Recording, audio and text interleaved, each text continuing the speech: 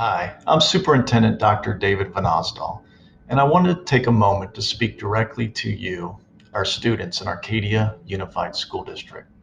First of all, I want to thank you for the remarkably calm way that you responded to our closing of schools on this past Friday. I was in a teleconference with our County Superintendent, Deborah Duardo, at 10 o'clock that morning and received the guidance that all schools in Los Angeles County should close down immediately.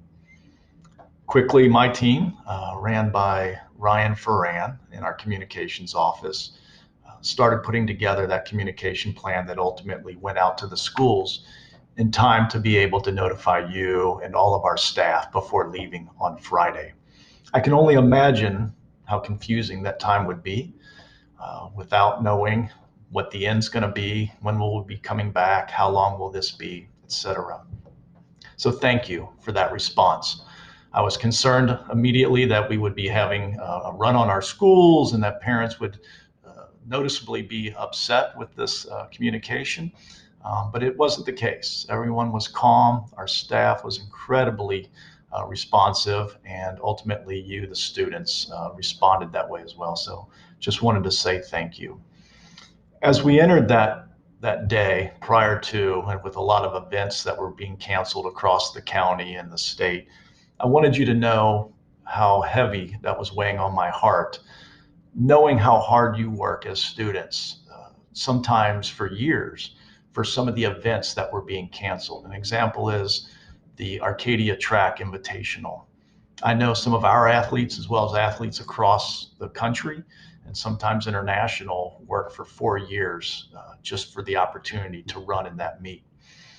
I know I heard firsthand from some of our folks working in the drama department at the high school how hard our students had been working for our major presentation of Newsies, our show, musical, and the tears that were flowing when students found out that they would not be going on stage to perform something that they had been working months, if not longer, to show our community and their parents. And for seniors, this might have been the last opportunity they had to be on that stage and perform in front of their peers.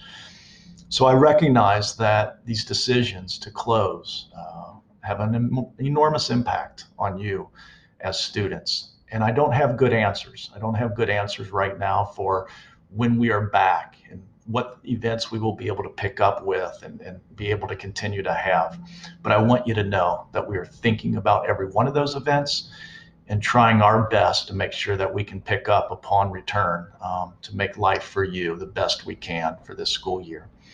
I also want you to know that I am incredibly proud of your teachers and the support staff and your principals at the sites. They're also operating in uncharted territory, right?